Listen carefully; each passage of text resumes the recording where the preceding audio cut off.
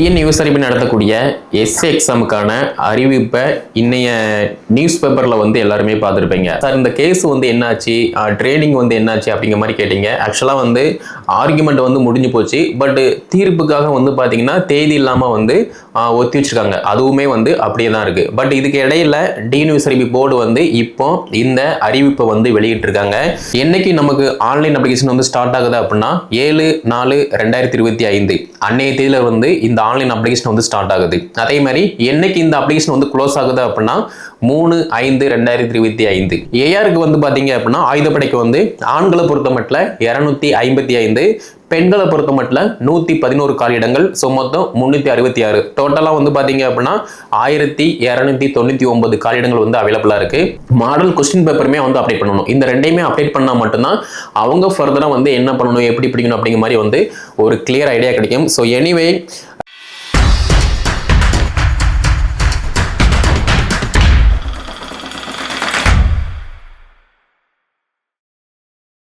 TN USRB நடத்தக்கூடிய S A எக்ஸாமுக்கான அறிவிப்பை இன்னைய நியூஸ் பேப்பரில் வந்து எல்லாருமே பார்த்துருப்பீங்க. ஆக்சுவலாக வந்து நியூஸ் பேப்பரில் வந்து நமக்கு வந்து ஷார்ட் நோட்டீஸாக வந்து கிடைச்சிருக்கு. பட் டிஎன் யூஎஸ்ஆர்பி வெப்சைட்டில் வந்து பார்த்தீங்கன்னா இன்னுமே வந்து இதுக்கான டீட்டெயில் வந்து அப்டேட் ஆகலை. இதுக்கு முன்னாடி நிறைய பேர் காலையிலேயே கால் பண்ணி கேட்ட விஷயம் என்ன அப்படின்னா, சார் இந்த கேஸ் வந்து என்னாச்சு, ட்ரேடிங் வந்து என்னாச்சு அப்படிங்கிற மாதிரி கேட்டீங்க. ஆக்சுவலாக வந்து ஆர்குமெண்ட் வந்து முடிஞ்சு போச்சு. பட் தீர்ப்புக்காக வந்து பார்த்தீங்கன்னா தேதி இல்லாமல் வந்து ஒத்தி வச்சிருக்காங்க. அதுவுமே வந்து அப்படியே தான் இருக்குது. பட் இதுக்கு இடையில டிஎன் யூஎஸ்ஆர்பி போர்டு வந்து இப்போ இந்த அறிவிப்பை வந்து வெளியிட்டிருக்காங்க. இந்த அறிவிப்பை பொறுத்த மட்டும் அறிக்கை எண் அப்படின்னு போட்டு 1/2/2025 ஓகேவா, போர்டில் இருந்து 2025 வருடத்துக்கான முதல் அறிவிப்பை வந்து இவங்க பப்ளிஷ் பண்ணுறாங்க. இதுலேயுமே வந்து என்னைக்கு நமக்கு ஆன்லைன் அப்ளிகேஷன் வந்து ஸ்டார்ட் ஆகுது அப்படின்னா 7/4/2025 அன்னைய தேதியில வந்து இந்த ஆன்லைன் அப்ளிகேஷன் வந்து ஸ்டார்ட் ஆகுது. அதே மாதிரி என்னைக்கு இந்த அப்ளிகேஷன் வந்து க்ளோஸ் ஆகுது அப்படின்னா 3/5/2025 ஓகேவா.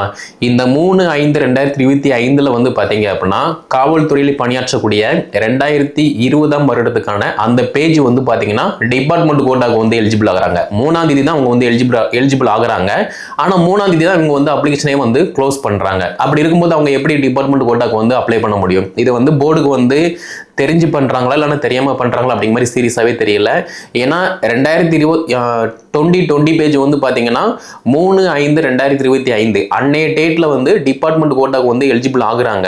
அப்போ இவங்களுக்கு கொஞ்சம் டைம் கொடுத்தாங்க அப்படின்னா டிபார்ட்மெண்ட் கோட்டாவுக்குமே இவங்க 2020 பேஜ் வந்து போட்டி போடக்கூடிய வாய்ப்பு வந்து பாசிபிள் இருக்கு. ஓகேவா.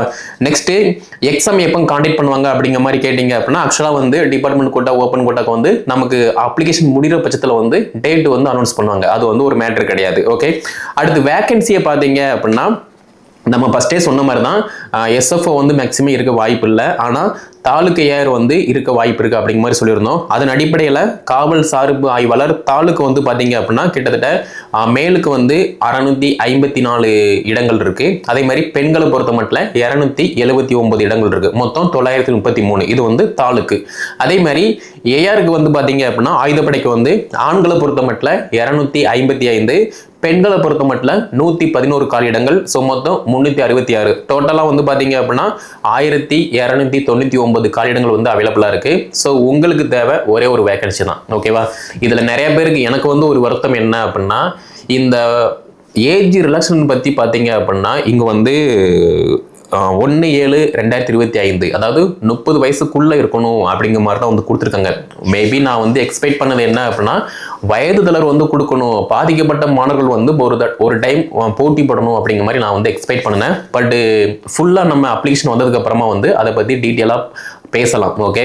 அதே மாதிரி இந்த டிபார்ட்மெண்ட் கோட்டா எலிஜிபிள் ஆகக்கூடிய 2020 வருட பேஜ் வந்து பார்த்தீங்க அப்படின்னா 3/5/2025 அன்னைய டேட்ல தான் வந்து இவங்க வந்து எலிஜிபிள் ஆகுறாங்க. ஸோ அவங்களுக்குமே வந்து பார்த்தீங்கன்னா இந்த டேட்டை வந்து கொஞ்சம் எக்ஸ்டெண்ட் பண்ணினீங்க அப்படின்னா அவங்க டிபார்ட்மெண்ட் கோட்டாக்கு வந்து போட்டி போடக்கூடிய வாய்ப்புமே வந்து கிடைக்கும். ஏன்னா அவங்க ஒரு டைம் ப்ராக்டிஸ் பண்ணிட்டாங்க அப்படின்னா அடுத்து வரக்கூடிய எக்ஸாமில் வந்து ஈஸியாக கிளியர் பண்ணக்கூடிய வாய்ப்புமே இருக்கும். நல்லா எஃபர்ட் போடுறாங்க அப்படின்னா ஃபர்ஸ்ட் அட்டம்ப்ட்லேயே வந்து டிபார்ட்மெண்ட் கோட்டாவில் பாஸ் பண்ணக்கூடிய வாய்ப்புமே இருக்குது. ஸோ இது வந்து போர்டு வந்து கவனத்தில் எடுத்துக்கணும். அதே மாதிரி வயது தளர்வை பற்றி போர்டு வந்து எல்லாமே சிஎம்மோட கையில் தான் இருக்குது. பட் போர்டு வந்து சிஎம்மோட கவனத்தில் கொண்டு போனாங்க அப்படின்னா இன்னுமே வந்து சிறப்பாக இருக்கும். பட் என்ன பண்ண போகிறாங்க அப்படிங்கிற மாதிரி சீரியஸாகவே தெரியல.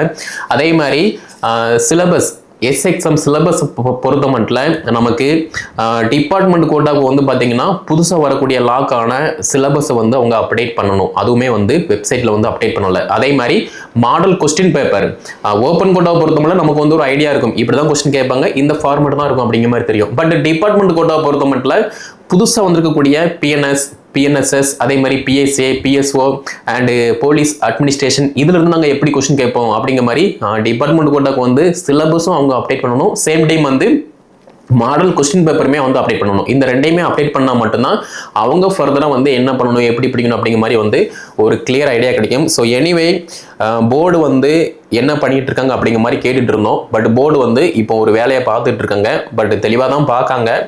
இனி வரக்கூடிய எக்ஸாமில் வந்து பார்த்தீங்கன்னா அவங்க எந்த விதமான ஒரு மிஸ்டேக்குமே இல்லாமல் நல்லா கிளியராக தான் பார்ப்பாங்க. ஏன்னா நிறைய அடின்னு அடிச்சிட்டாங்க. அப்படி இருக்கும்போது இனி வரக்கூடிய எக்ஸாம் எல்லாமே வந்து பர்ஃபெக்டாக பண்ணுவாங்க. Same time department quota open quota preparation பண்ணக்கூடிய மாணவ மாணவிகள் உங்கள் மேலே எந்த விதமான ரீமார்க்குமே இல்லாமல் கிளியராக வச்சுக்கோங்க.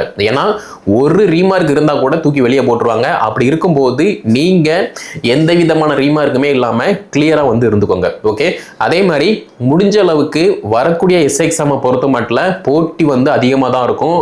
கட் ஆஃப்லாம் வந்து பார்த்தீங்கன்னா தாறுமாறாக எகுரும். அப்படி இருக்கும்போது ஓப்பன் கோட்டா படிக்கீங்க அப்படின்னா நல்லா படிங்க. டிபார்ட்மெண்ட் கோட்டா நீங்கள் படிக்கீங்க அப்படின்னா நீங்களுமே வந்து நல்லா படிக்கணும். நம்மள மாதிரி தான் மற்றவங்க இருப்பாங்க அப்படிங்கிற மாதிரி திங்க் பண்ணாதீங்க.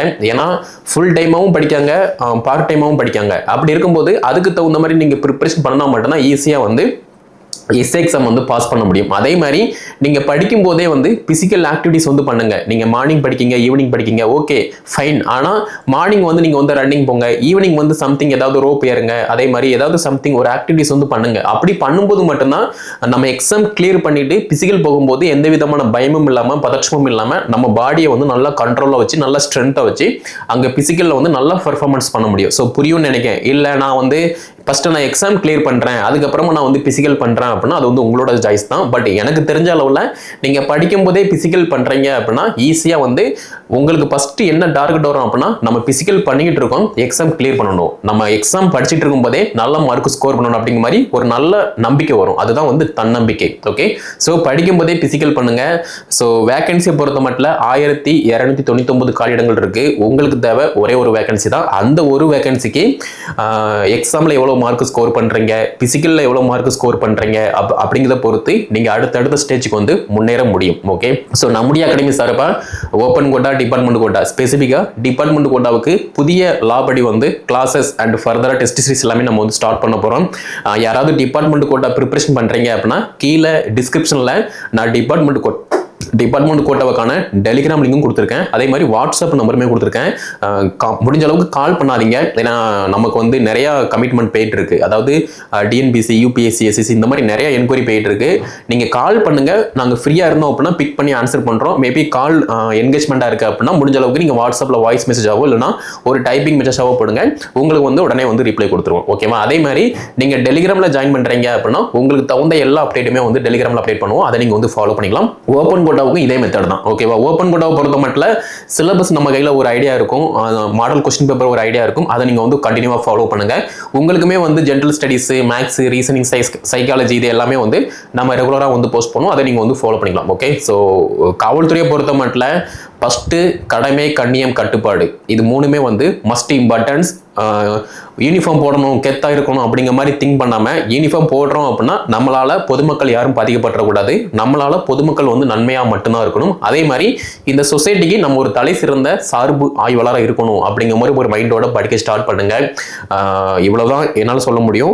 இதுக்கப்புறமா வந்து பார்த்தீங்கன்னா ஃபர்தரா வந்து டெஸ்ட் பேஜ் டீட்டெயில் ஃபர்தரா வந்து எப்படி படிக்கணும், என்ன படிக்கணும் அப்படிங்கிற மாதிரி டீட்டெயிலாக பார்க்கலாம். இந்த வீடியோ தொகுப்பை எஸ்ஐ எக்ஸாம் ப்ரிப்பரேஷன் பண்ணக்கூடிய மாணவர்களுடன் சேர்ந்து ஷேர் பண்ணிக்கோங்க. நம்முடைய சேனல் நீங்க சப்ஸ்கிரைப் பண்ணல அப்படின்னா சப்ஸ்கிரைப் பண்ணிக்கோங்க. ஏன்னா இது வரக்கூடிய நாட்கள்ல டிபார்ட்மெண்ட் கோட்டாவுக்கு வந்து லா கிளாஸஸ் பார்க்க போறோம். அதே மாதிரி ஓப்பன் கோட்டாவுக்கு வந்து ஜெனரல் ஸ்டடிஸ் வந்து பார்க்கலாம்.